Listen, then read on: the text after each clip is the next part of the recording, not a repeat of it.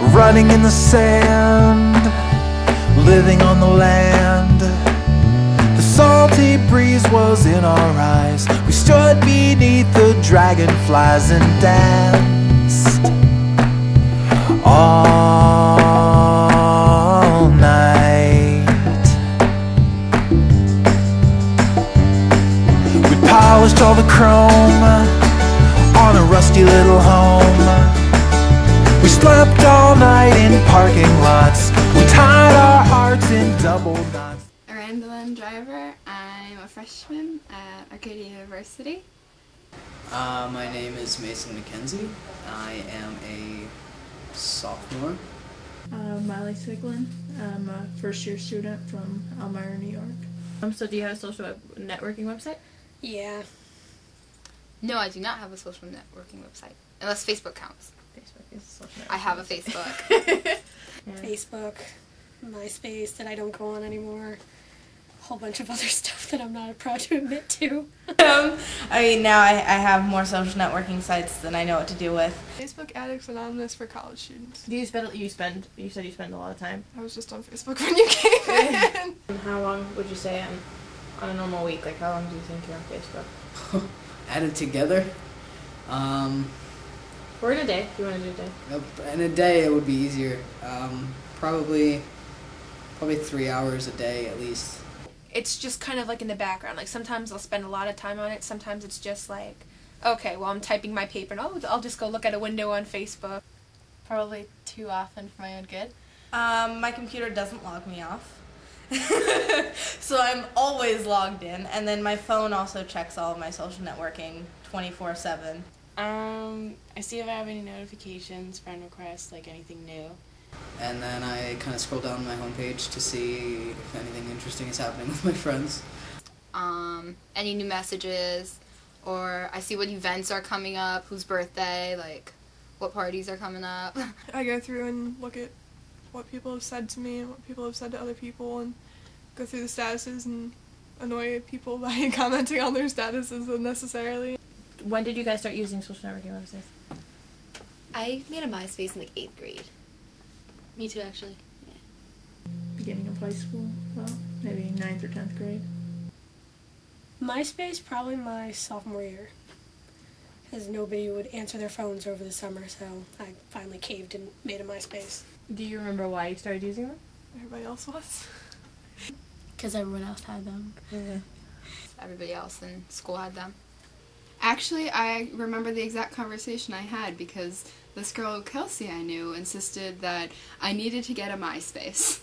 That was her exact words, and at that point, MySpace wasn't big. It was, you need a MySpace. I'm like, what's a MySpace? Like, no idea what that is. What are you talking about? So. Why do you still use them? Like I said, because you kind of need to. In college, all your clubs are on there, and especially Facebook. A lot of clubs have Facebook pages, and anything that you really want to, you're interested in, or you want to get in touch with, it's on Facebook always. I like the fact that I can talk to my family any day that I want to, send them a message, make sure they know that I miss them, but other times it's just a hassle. Well, they're really convenient for keeping in touch with people that you might not necessarily have enough to say to fill up a whole email, or I don't know, it's just sort of the type of environment that you would get in like a school. It's, you're having limited interaction with people, but they're still there if you want to say something to them. It's like passing people in a hallway. They're all present and you're acknowledging them, but you might not be having conversation with all of them. Like, I think it's important to feel connected to the people around you, and I definitely feel connected to the people around me via, like, I don't, like, go out of my way to ask people things about things sometimes. So it's really nice to just know things about them, even if I forget to ask. Do you add people before you've met them face to face? Never? No. No. Never? No. Yes, I have. Mhm. Like, why? From Arcadia, like before I came here, I'll add them. A lot of kids from Arcadia actually friend requested me, like, before, like, from our class before we came here. Like, when I didn't really know people, I was just adding people to see like who's coming to this school, what are people like, are they like me? What was it like meeting them for the first time, like in real life? Awkward just because like you talk to them on Facebook and you have conversations and you're just looking at a picture, but now you're actually meeting them, so you don't know whether you should like shake their hand, hug them, like, or if they're gonna think you're totally different from the way you were online. I have gotten added before I met people, and there were a select few times because I couldn't figure out if I actually knew them or not that I've accepted it and then been like, oh, just kidding. But if I don't know somebody, or I'm not sure if I know somebody, I'll usually like message them and be like, why did you friend request me? Sometimes I'll get an answer back, sometimes it'll be like, oh, just kidding. Like, Do you feel like your social networking profile depicts you differently than you are in real life? No, it's about as close as I could get for being an abstract, sort of basic definition of who I am. No, I'm a dork online and I'm a dork in real life. I don't know. I mean, when I was younger and my profile was nothing like the person that I really am, it was more to like get more followers or more friends because I wanted to seem cooler than I thought I was. I think it's a little different. I mean, people don't really know who I am really. Like, doesn't really say. I don't really put a lot about me on there.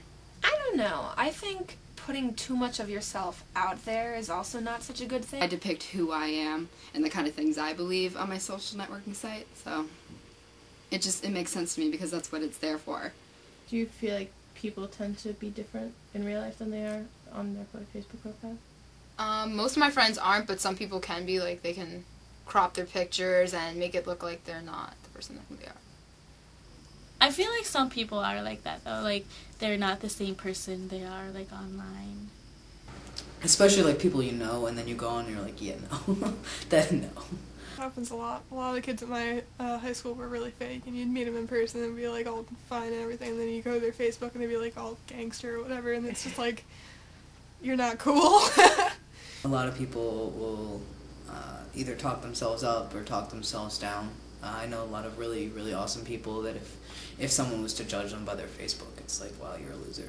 I think it depends. I think it depends on their age.